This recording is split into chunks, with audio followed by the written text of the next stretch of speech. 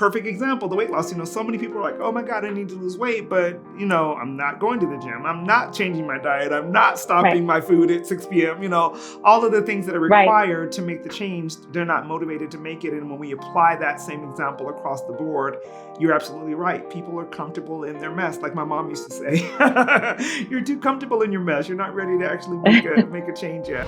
Welcome to the Sold Out Sales Podcast, the podcast that will equip both the seasoned sales professional and the more reluctant seller with mindset shifts and strategies needed to succeed in a competitive marketplace. So I want to welcome you all to the Sold Out Sales Podcast. I am so delighted every single week when I get to come and hang out with you all. It's my favorite time of the week. You're going to hear me say that all the time because I just love hanging out with you all. And I love when I have amazing guests. And this week, I got you one.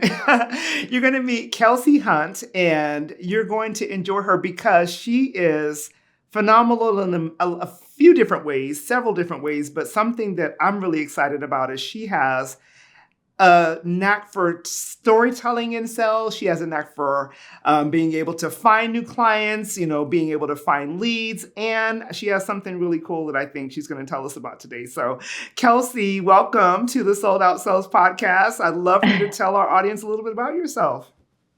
Well, first, thanks for having me, Tish. I'm so excited to be here.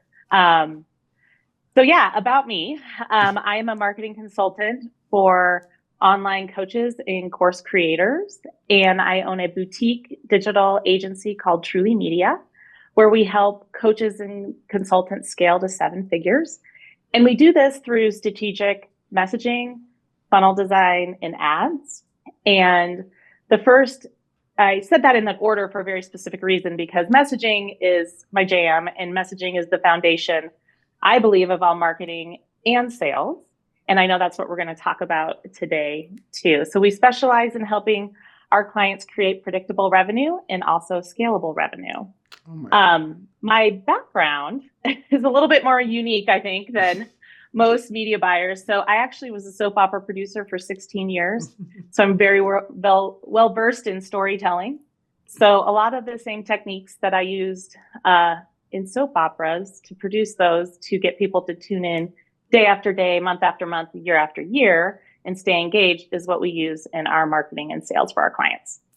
I love it so much. I was so hoping you would tell everybody about that because I'm one of the few people, or one of the many people probably, that grew up with a parent who loved soap operas, and we were every single day. It's like, don't talk, don't bother her. She was into the soap opera, so you did a great job, no doubt. when her stories were on, right? You had to be quiet. Yeah, for sure. Yes. So tell us, if you would, Kelsey, what about, especially in your world where there was probably high demand. I can only imagine it was pretty stressful when you were back in those days. You had to come to the table with confidence. You had to be well prepared all the time. Tell us a little bit about your confidence story, especially, and how that has impacted you building your own business. So I would say that I wasn't always confident coming to the table there, but you learn really quickly that you need to be. Yeah. And you rely on your team a lot. But really what I learned very quickly was to be prepared. And so in that regard was knowing the story. So knowing exactly what was happening with the scripts, not only the script I was working with that day or that script that we were talking about, but what happened before and what is going to happen after, who my characters were, what their motivations were. And all of that has actually really served me super well, making this pivot to the marketing space too. Oh my goodness. Wow. Well, again, you have a very unique history, and I'm absolutely positive that it serves you well. Tell us, if you will, what are some of the more innovative strategies that you use? Because in reading, about you and learning about you and speaking with you, I saw a few different tools that you've used, and, you help people with both social media advertising and things of those natures. But for your business, what are some of the more innovative things that you've done that have helped you to both attract potential clients and convert them? Well, I think I learned pretty quickly that there's always going to be another software, another tool, or another sort of marketing rabbit hole to go down to go down online, and to try to stay more authentic and true to not only myself, but my clients' businesses as well, has been really useful. And so we do that. I do that with messaging, and I just have really honed in on messaging with all of my clients, and getting that foundation really, really solid has been key. And then we can use that messaging foundation to create stories that are super engaging and attract those high intent buyers that people want when they're trying to sell their programs. They don't want just people who aren't interested. They want people who are going to buy their programs. Right. So we have to figure out how to go out, find those people, communicate with those people, engage them, and build that trust with them so that they will buy my clients' programs or my program or whoever we're talking to at that moment. I love it. What are some of the biggest errors you see in messaging online when you're looking at other entrepreneurs who are trying to accomplish the very thing that you help people to do? What is the thing that most of us are doing wrong? I think people we're told to do this, speak to pain points, right? Like speak to your avatar's pain points, which isn't wrong, so to speak. Right. But if everybody is doing that, it becomes harder to break through the noise. Yeah. Also, a lot of people don't want to solve their pain points. So while a lot of us have the same pain points, there's only a few people, like what drives people to actually make a change to solve those pain points. And that actually would be some sort of trigger catalyst, some sort of thing that will drive somebody to take action to actually solve the issues that they're having.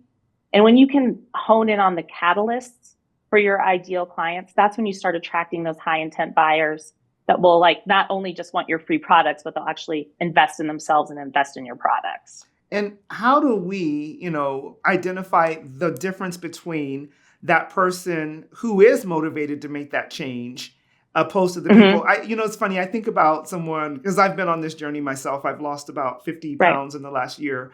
But for a long time, I was interested, but not motivated. And so there was something that came in my life, a health concern that really got me to the point where I was like, okay, it's enough. And so sometimes I know it has to be something pretty maybe intense or maybe really serious to cause someone to make that change. But when we're talking about the marketplace, how does the average sales professional or entrepreneur identify that person who's really motivated? Yeah, so we actually research. And so we actually rely on AI a lot to help us with this. Oh, wow. And I know AI can be maybe a 4-letter word to some people sometimes, but I think if you use it strategically, it can really benefit your business. Yeah. And so we have developed this, it's a prompt that we use, and I'm happy to share it with your listeners too. Wonderful. Where it creates this behavior matrix that will identify, pain points, those catalysts around those pain points, ROI expectations, objections to purchasing, just a whole lot of information, but also the emotions behind that, because tapping into emotion is huge. Yes. And also key language behind that as well. So it's a super powerful tool to do that. You can also do research online. We do a combination of both.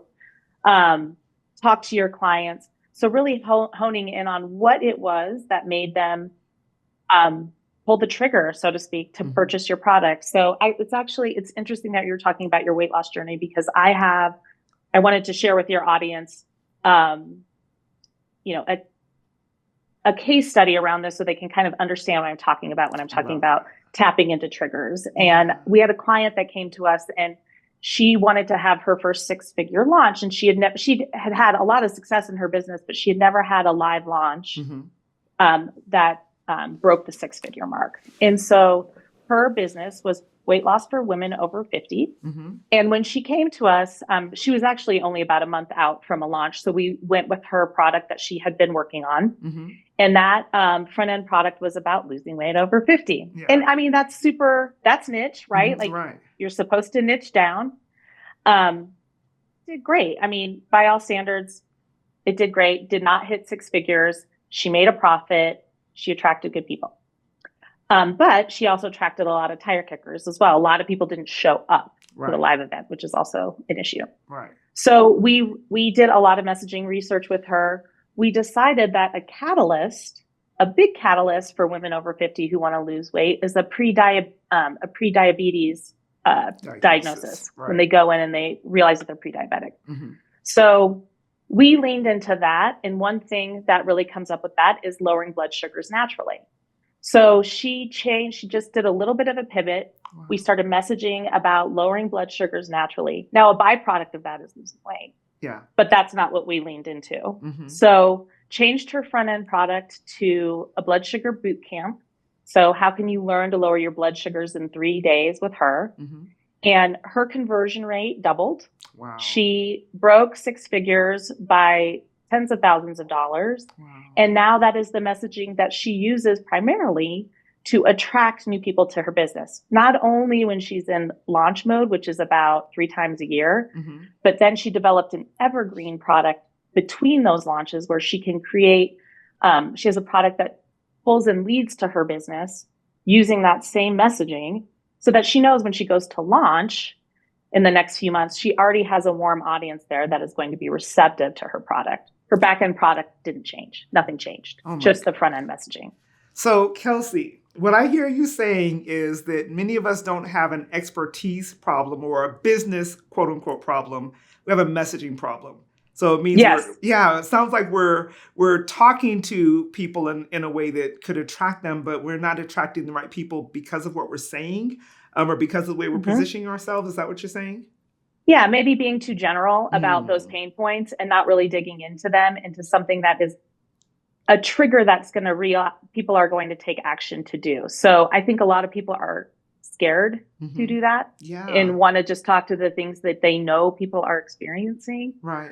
But what that does is it doesn't move the needle for you. It doesn't move the needle for them, let's say. Yeah. Because there's no reason to. Like I said, people are comfortable sometimes in their pain points. Girl, that in itself, it's like it's so profound, so simple, but yet so profound because, again, perfect example, the weight loss. So many people are like, oh my God, I need to lose weight, but I'm not going to the gym. I'm not changing my diet. I'm not stopping my food at 6 p.m. All of the things that are required to make the change, they're not motivated to make it. And when we apply that same example across the board, you're absolutely right. People are comfortable in their mess. Like my mom used to say, you're too comfortable in your mess. You're not ready to actually make a change yet. Kelsey, what was it though that for you, because this is so brilliant. And for those of you all who don't know yet, Kelsey is also coming to our retreat in April here in Scottsdale. And she's going to be one of our speakers. So you're going to get some real good FaceTime with her. Have you ever gone to a networking event or a conference and found that although you made great connections and you walked away with a stack full of business cards, you still didn't have a real plan for how to get a good return on your investment of both time and money? Well, let me tell you, having a networking and sales planner is a way for you to be more intentional about the way that you network. Hey, I'm Susan Gladstein. I'm a functional nutrition and metabolism specialist, and I got connected with Tish because she is a rock star at systems and sales. And so I downloaded the planner to help get my brain organized as I went through a rebrand and launched a new course. And it's really helped me sort of get things out of my head and onto paper so that I can actually do follow-ups and not just rely on my brain. So far it's rocking my world and making my business systems that were non-existent actually have some sort of structure. So I love it. It's amazing. And I'm so grateful that our paths have crossed. I've been working with sales professionals for almost 15 years. And one of the things that I find is that when they don't have a plan, they do nothing. They sit at their desk and wonder what to do. Well, with this networking and sales planner, you have profit-producing activities for every single day of the week. It tells you where to go, what to say, even gives you prompts as to how to interact with people that you don't know. If you're an introvert and you feel like this isn't for you, I have already thought of you because I understand exactly how introverts think. So this gives you the tools enabling you to be armed with words, with language, so that you can make your networking more profitable. Hey everyone, Rachel Neighbors here from solo401k.com. And I wanted to take a moment to talk about how awesome this sales networking planner is that Tish put out. So as you can see, I have it on my Remarkable. That's my sort of e-ink planner. And this sales planner has been so helpful for me. So I'm an old school pay-per-click marketer. I do Google ads, Facebook ads, and I know how to turn advertising into profit. But I didn't know how to turn network sales into profit. And when I met Tish, this woman literally wrote the book on networking called, Networking is Not a One-Night Stand. And she's put that experience and that energy and those valuable tips into this networking sales planner. And I just think that it can be so powerful for you in your business. I know it's been really helpful for me and mine. One thing that Tish told me is, Rachel, when you meet someone, put them into your planner and then follow up with them like they're a lead that you've generated on Google Ads or that you followed up with or that you've generated on Facebook. And that has been so helpful and transformative in my business. So thank you, Tish, for this awesome planner. Maybe you don't even like networking. You say things like, networking doesn't work. Well, let me tell you, when you have a plan in place, you have some intention, and you have the tools to be able to make it work, you will see a different result. My new networking and sales planner is a game changer. It's the difference between you going to an event, wandering around and walking away without any purpose and without any new money, and walking into an event with a plan, with a purpose, and being able to convert new clients into your business. No one wants to feel inauthentic and pushy or even salesy when following up. So frequently we just don't do it at all. Well, the profitable follow-up formula, which is in the back of your networking and sales planner, will give you the tools and the language and the frequency with which you should be following up so that it feels very authentic. It feels genuine and natural both to you and to the people that you're reaching out to. Go to tishtimes.com/planner to get your digital or physical version of your planner.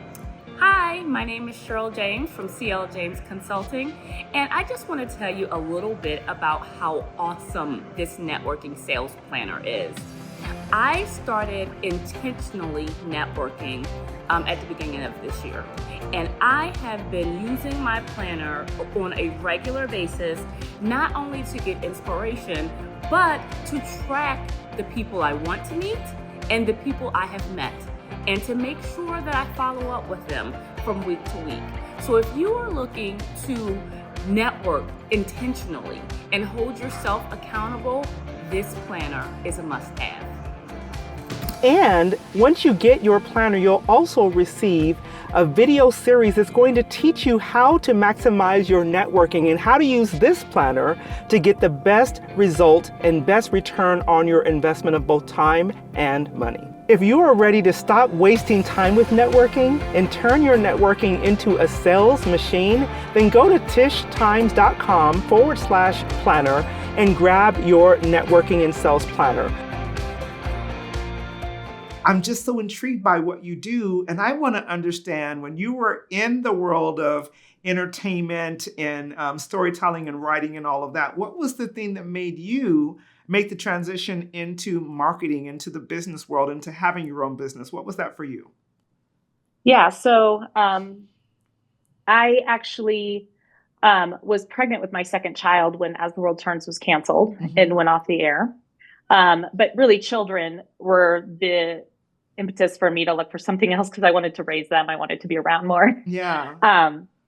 And so I ended up getting a job with a university out here in Colorado, which is where I'm from. And we moved back here to raise our kids. And I worked in the media department there. And while I was there, I started my own natural deodorant company. And so I learned ads out of necessity to start promoting that. I had young kids. I couldn't go out and be on the streets selling my products. So I quickly learned that I loved the ad space much more than I loved fulfilling an e-commerce business and staying up late packing boxes and things like that.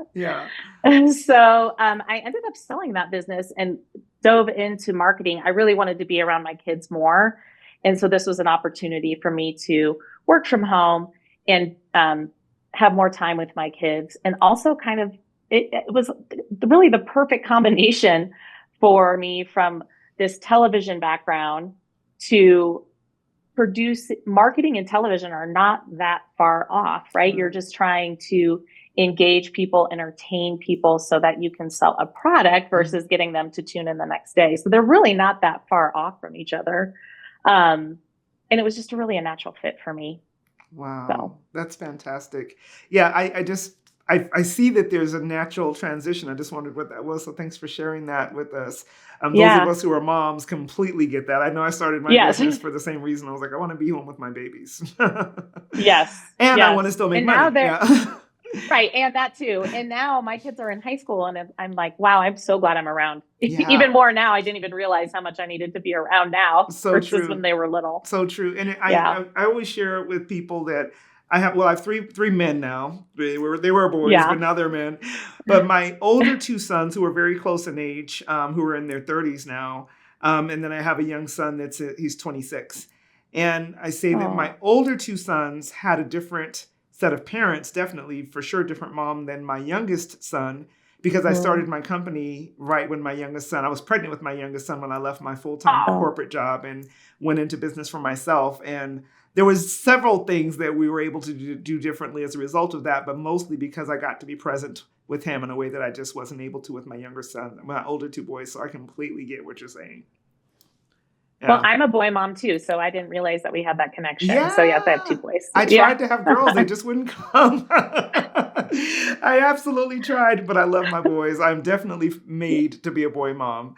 Right. So I have so many questions for you. I'm going to tell you right now, we're going to have to do a part 2 because there's so many things I want to ask, and I know we don't have time for all of them.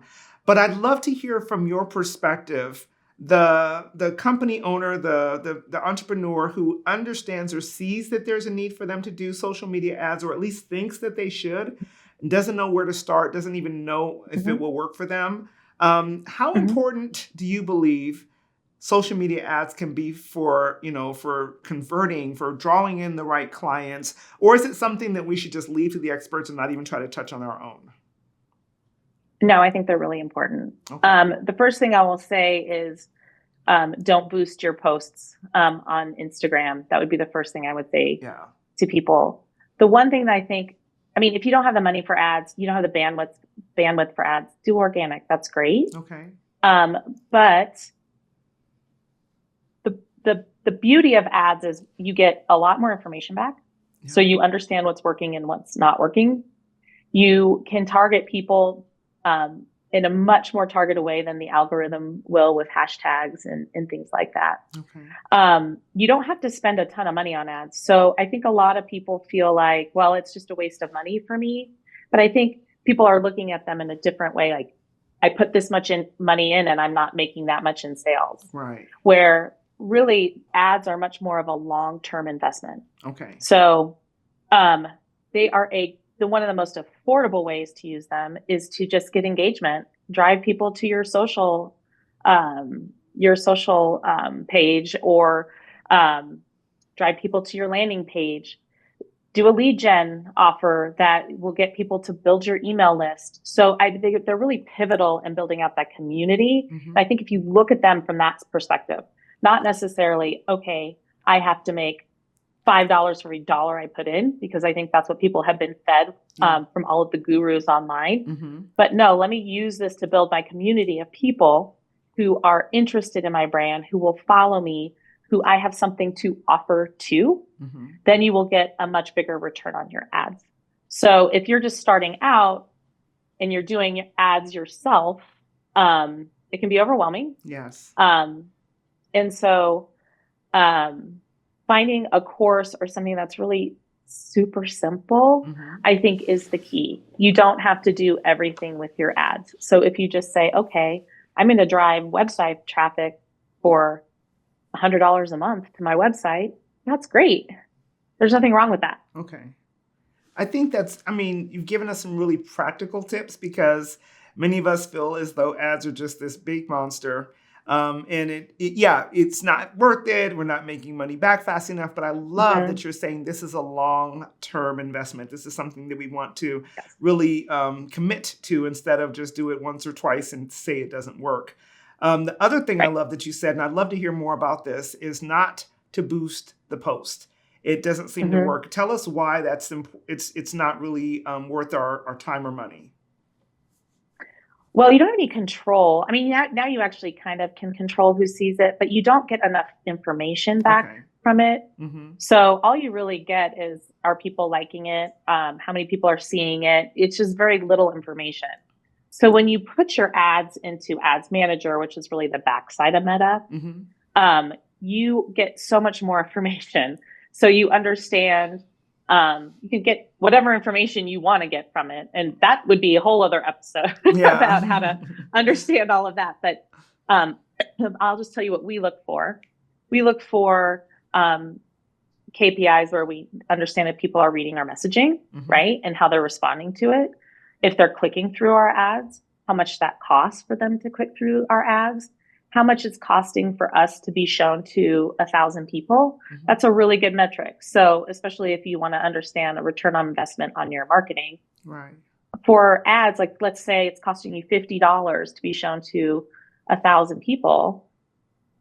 And that's pretty affordable, right? Like where else can you find that? Right. And sometimes even for engagement ads, like let's just say you want people just to be aware of your brand, you can usually get in front of 1,000 people for less than $10. Yeah. So, it's just a really effective way to get in front of the right people with your brand.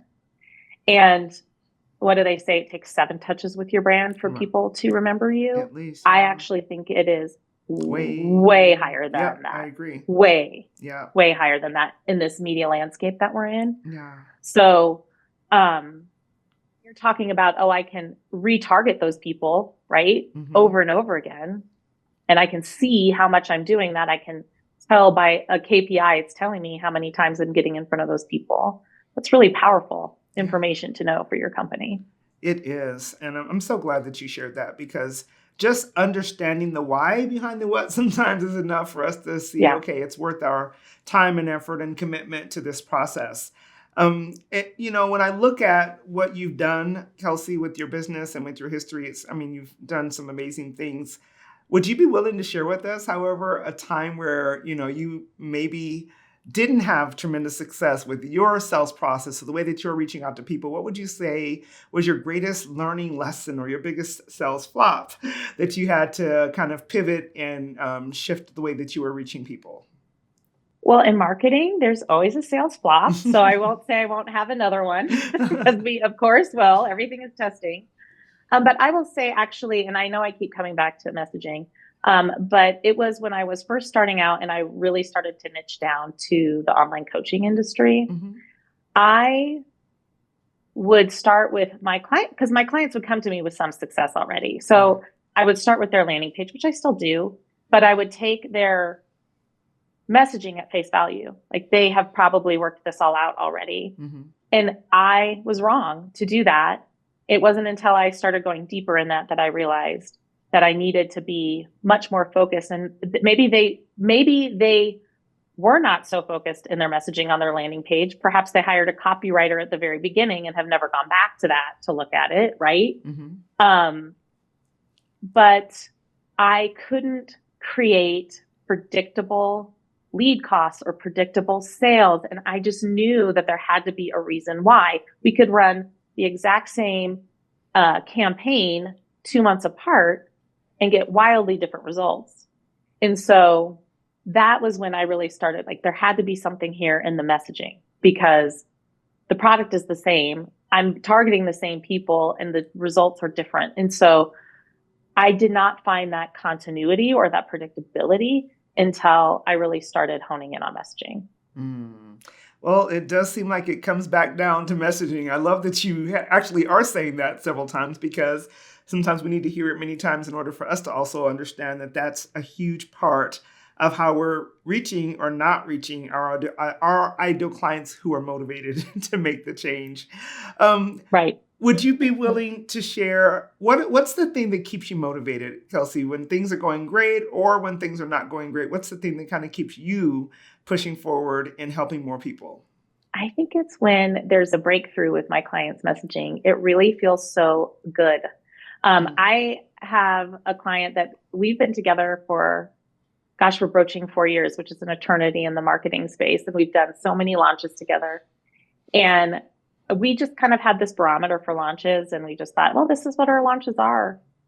And we just did a launch over January, and we decided to try some new messaging, and we just doubled it. We just blew every single launch we've done together for the last 4 years out of the water. And so it took us 6 months to kind of test and hone and get that in place and really take the leap to invest some money in that. And that was, I mean, I have to be honest with you, Tish. I was like, wow, this is working better than I thought it would work. So that keeps me motivated, because, you know, it can be a kind of a frustrating realm sometimes too, when things aren't working.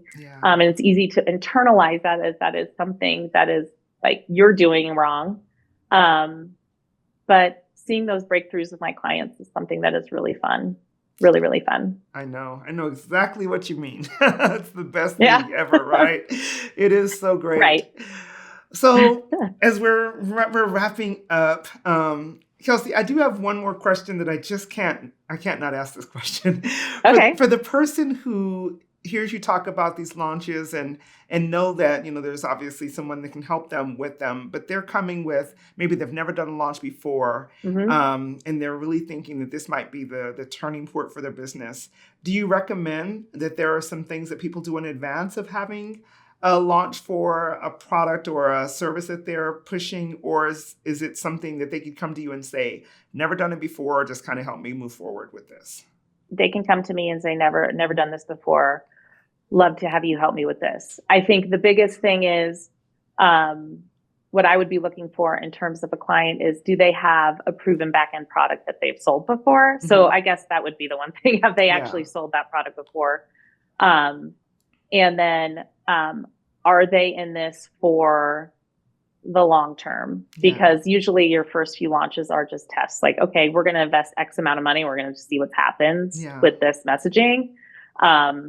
I feel very uncomfortable when clients come to me and they've never done something before and they want to put tens of thousands of dollars into ads. I usually will say, can we not? You know, like, can we pull this back and wait? So I think whatever stage of business that they're in is totally fine. It is actually having the patience to do the right foundation building and testing to know that this launch is going to work before expecting to get these huge returns on a, you know, 6 figures, 5 figures. That doesn't necessarily happen out of the gate. There's a lot that goes on before that. Okay. Did I answer your question? I feel like I kind of rambled on that question. Yes, for certain, for sure. Well, if you all are listening to Kelsey and going, oh my God, I definitely need to talk with her. Kelsey, tell them what's the best way to reach you? So Instagram is great. I'm at Trulli Media, TRULLI Media. And then my website is trullimedia.com. There's a contact us button there too. And my email is great too. Kelsey, KELSEY at trullimedia.com. Wonderful. Well, I can't wait to see you. I don't know when you all are listening to this, but if you're listening to it before April, you'll have an opportunity to meet Kelsey at our retreat, our sold out sales retreat here in Scottsdale. But I'm looking forward to meeting you and having some time to get to know you a little bit better beyond today. Thank you so much for hanging out with me today, Kelsey. Thank you so much. And I can't wait for April too. Yay. It's going to be so fun. It absolutely will. Thank you. Well, we'll see you all next week here on the Sold Out Sales Podcast. Thanks for hanging out with us today. Thanks for listening to the Sold Out Sales Podcast. I would be so appreciative if you would show me and my amazing guests some love by leaving a review on your favorite podcasting platform. Also, go over to tishtimes.com/resource page and make sure you pick up your sales and networking handbook, especially for introverts. Also, I'd love to continue this conversation, so make sure you connect with me on Facebook, Instagram, and LinkedIn. I'll see you back here next week.